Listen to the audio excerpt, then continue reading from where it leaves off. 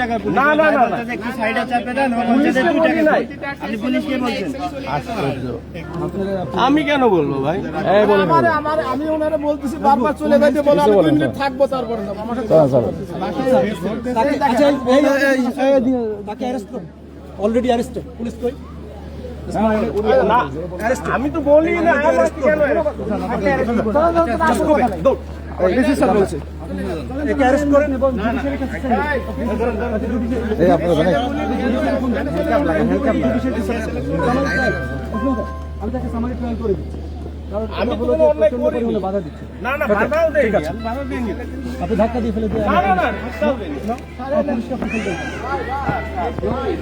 Police এখানে সারা রাত দায়িত্ব পালন করছে।